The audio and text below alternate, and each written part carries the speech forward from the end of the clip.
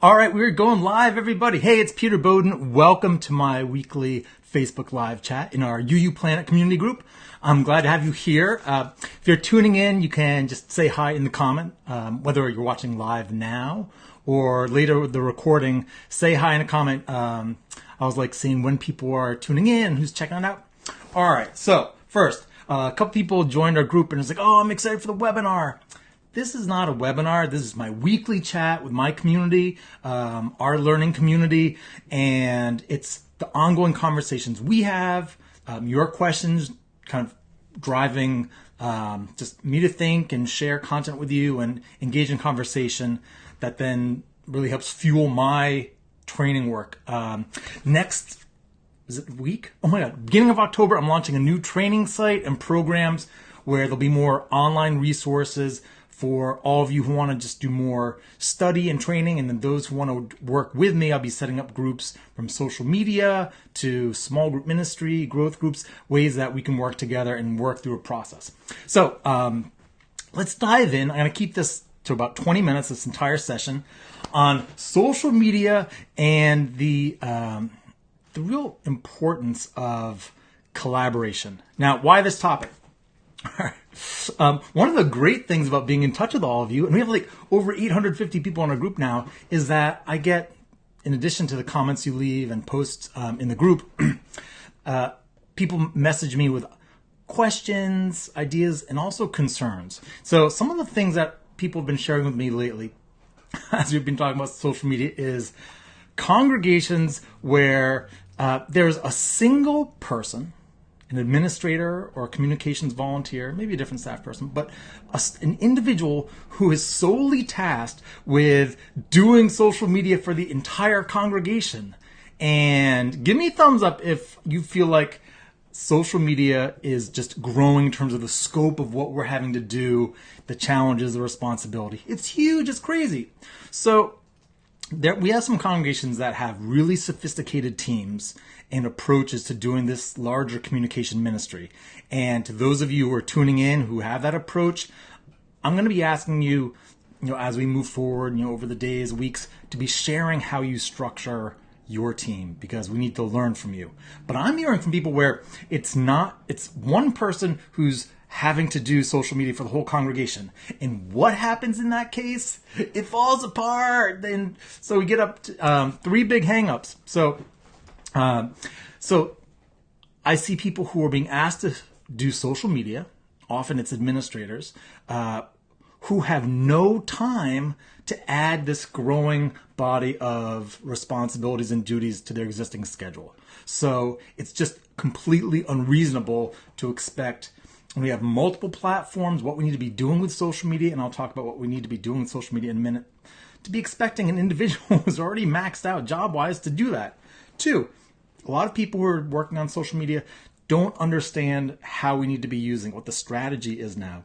One of the things I've been talking about in my trainings is that thanks to social media, as more and more people are engaged with social media and really just immersed in digital life, swimming in social media, I sometimes say, that we have to be using social media to stay engaged with people, to compete for people's attention, to be working with them so that the story of our congregation, what's happening in congregational life, is front in their attention. It's like right there in front of them. So when they're making decisions about their lives, what they're going to do, are they going to come to church? Do they love the church? Are they going to watch Netflix? Whatever it is, that we're engaged with them. Okay, and if we don't understand how we need to be using these tools and why, it's easy for congregations just to post announcements. I'll tell you a horror story in just a second. And the third, even when we have someone or even a team who is responsible for social media and the communication on behalf of the congregation, those people do not have all the content they need often to do it effectively.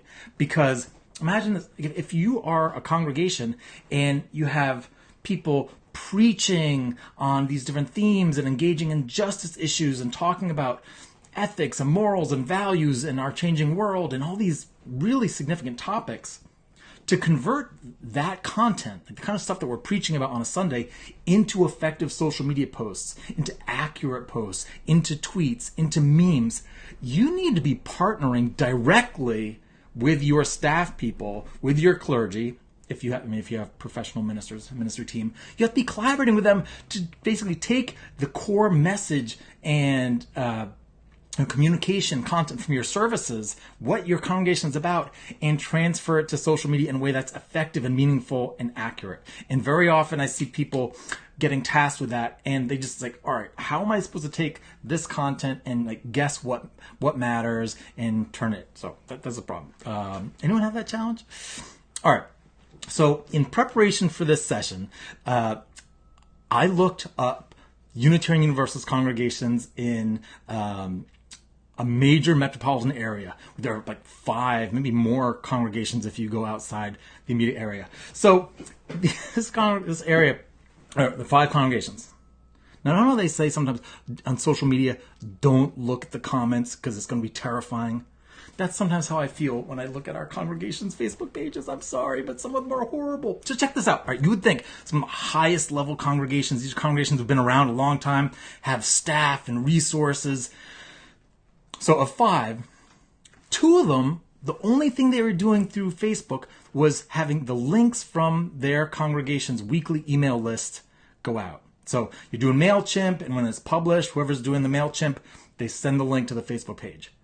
So very little to engage people. No relationship, no connection, no conversation, no powerful images, exciting images, nothing to share, nothing inspirational. So that's 2 out of the 5. 1 was just posting what I just call sporadic random stuff. Some of it's good, but here's an article related to social justice issue. Here there was some things about, a couple of like save the date for events later on. And I was blown away because I thought this would be I was actually going to look for some great examples to share with you, but when the town I went to find these great examples is a little underperforming, I'm sorry to say.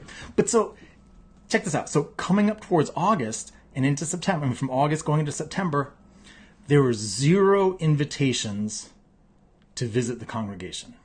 There's 0 explanation of what Unitarian Universalism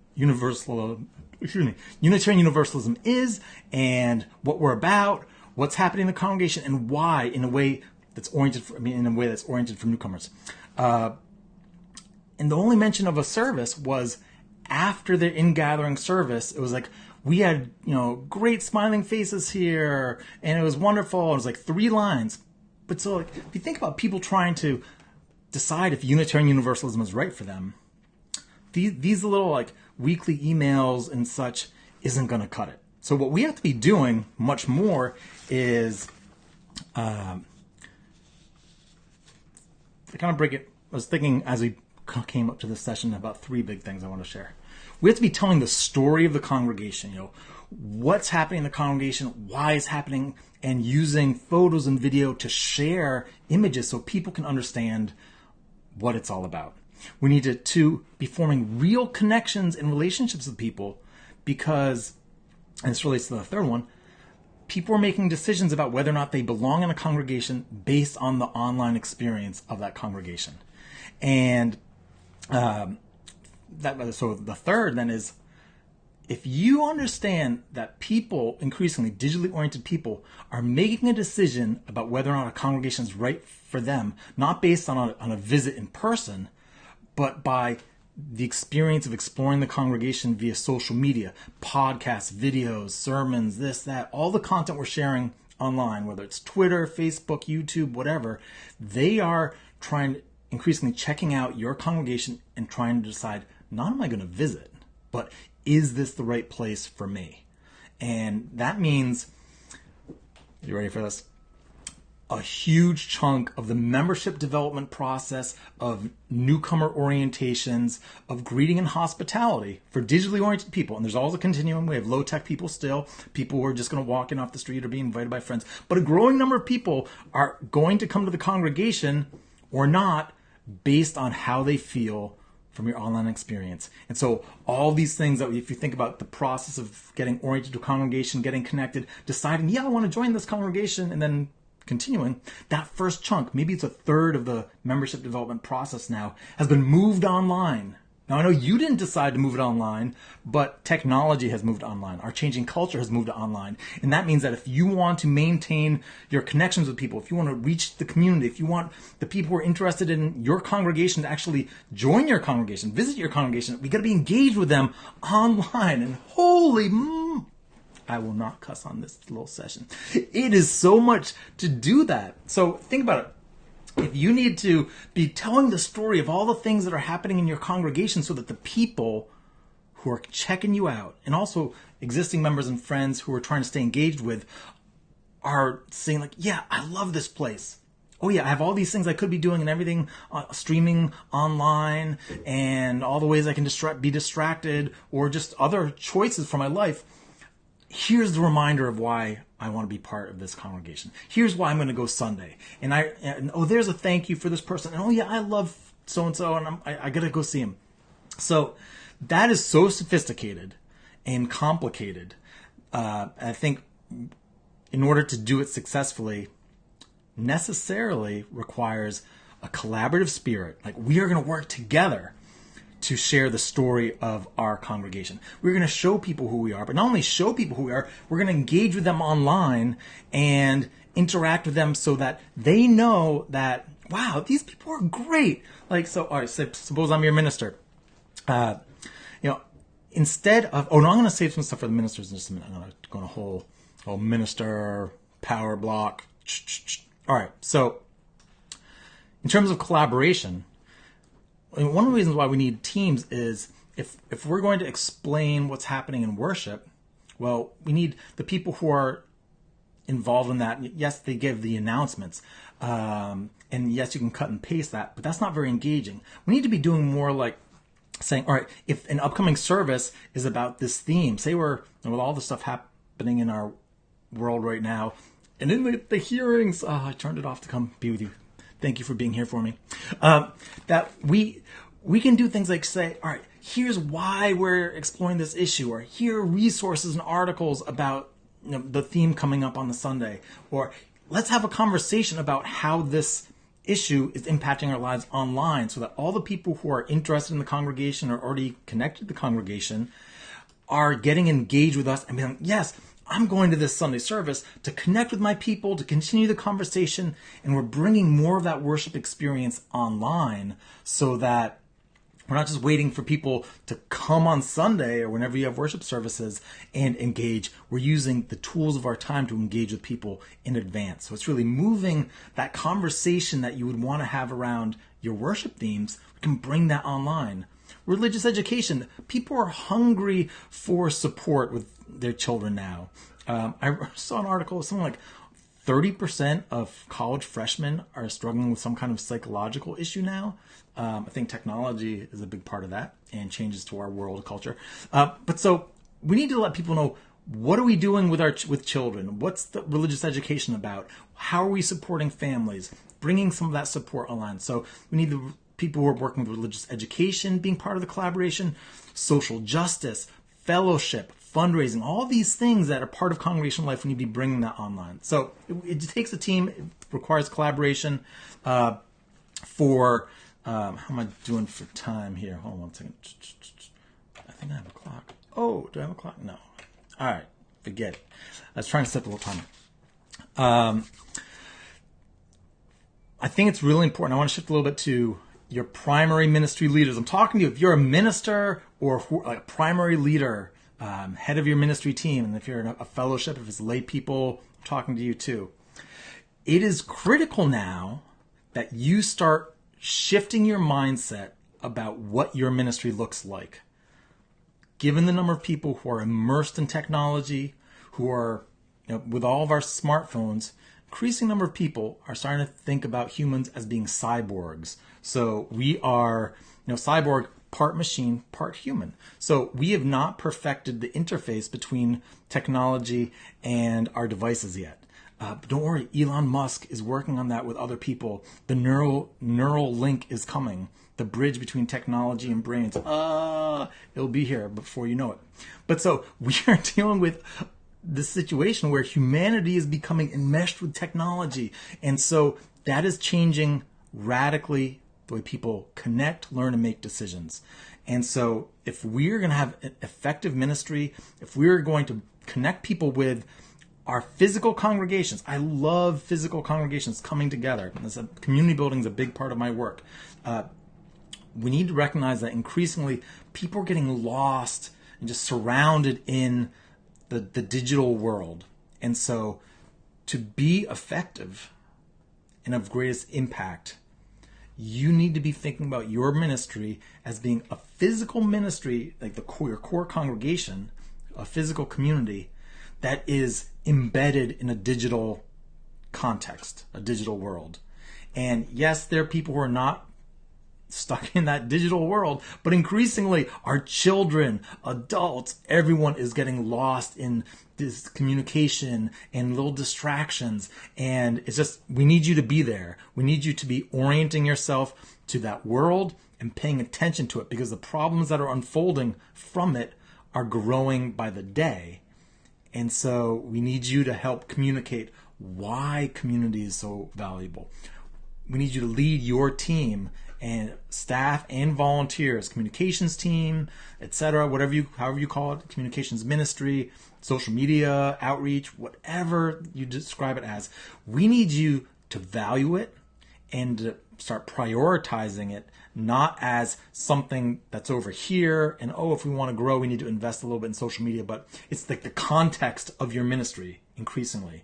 And really treat that ministry with respect, value, prioritize it, and just know that the communication is cutting across everything you're doing. That ministry is part of it. So if we're doing greeting and hospitality at the front door of your sanctuary on Sunday, well, increasingly we need to be doing hospitality online on Facebook, engaging with people in comments. If if you're thinking about fundraising, we need raise more money. Well, how you communicate about the value of the church through social media impacts how people give, including people in the larger community who give donations to congregations when they think they're kicking ass on justice issues. If you're thinking about building your small group program, well, the more you can communicate what the things are that your small groups are exploring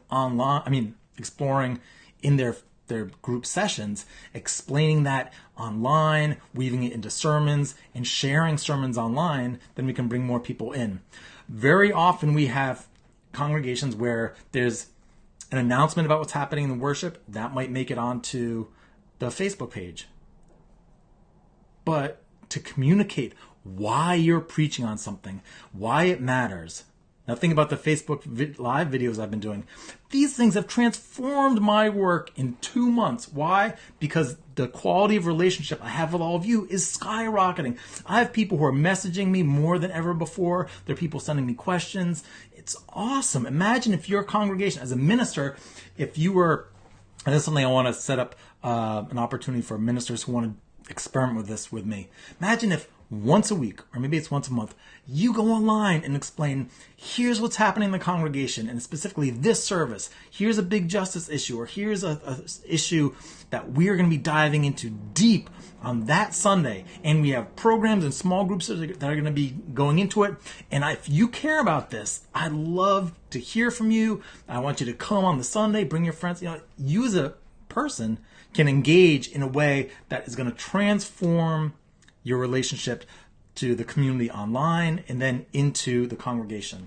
Now, ministers, I want to end by saying that I'm seeing a spike in requests to meet the minister coming into administrators from people who have never attended the church before. We'd like to meet with you, not for a wedding, not for a funeral, but because they actually think they want to check out the church in person on a Sunday, but they want to meet the minister first. Why is that? It's because people are making a decision if this church, this congregation is right for them based on the online experience. All right. And the last thing they want to do before visiting is meet the minister. Because if you're going to join a congregation, you want to check out the minister first. So that's important to me, because if there's a handful of people who are starting to say, all right, we've researched the congregation online and now we want to meet the minister and then we'll visit. There's a huge number of people who are not visiting not checking your congregation out because you're AWOL. You, your staff, your volunteers, your leaders are not online meeting them where they are. You're sending out a little MailChimp link, which does diddly for them, all right? We need you to be online, connecting with people, sharing the love, sharing Unitarian Universalism, building an amazing communication ministry team that is getting people signed up as volunteers to help document things. Yes, we need photo permissions and such, especially for children, but we need to be documenting what's happening in congregational life. We need to have people who are creating memes, whether it's volunteers, staff, or hired designers. YouTube videos need to be being shared. Podcasts need to be promoted so that we're staying engaged with people by audio. There's so much to do. It's amazing. And your congregation can grow like crazy and thrive if you don't spend your life offline in your congregation. So, all right. If you guys, I'm going to wrap it up there.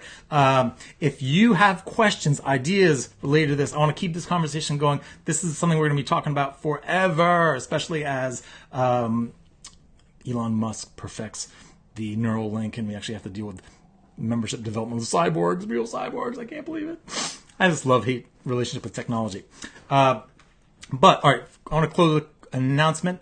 I'm launching my new training site next week. Now, I think at the end of next Friday. Now, why is that exciting? Because I'm trying to use the tools of our time to support all of you, my Unitarian Universalist friends, and just take the work that I'm doing and training, and instead of working with a small number of people, just use the tools of our time to make it accessible to everyone. So those trainings are going to be online, like a little, I'm thinking about setting up just a little membership fee so you can just access all my trainings that I put up, and I'll just keep adding more for like a little monthly rate, something like that. I'm figuring it out. It's complicated. But I love you, and I'm glad to be connected.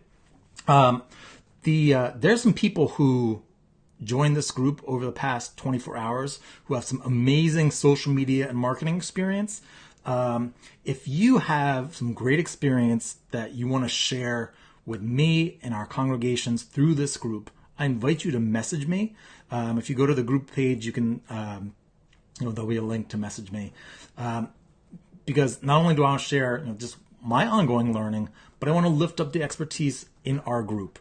And one thing I don't do social media management for congregations. There's different kinds of campaigns and advertising work that can be done, but I don't actually manage that. I do more skill training and strategy work with people. And so with regard to this topic and others, if you have expertise, ideas, a story or a resource or something that would be valuable to our group, please share it. Now, let us all pray for our country, the United States of America, and people tuning in. It's hearing day. Oh my gosh. What's going to happen? I don't know. But I'm glad to have spent this time with you. All right. That's it. I hope you all have a great week. And next week, I'll be telling you more about trainings and programs and fun things like that. Yeah, that's it. All right. Thanks for being here. I'm Peter Bowden, signing out.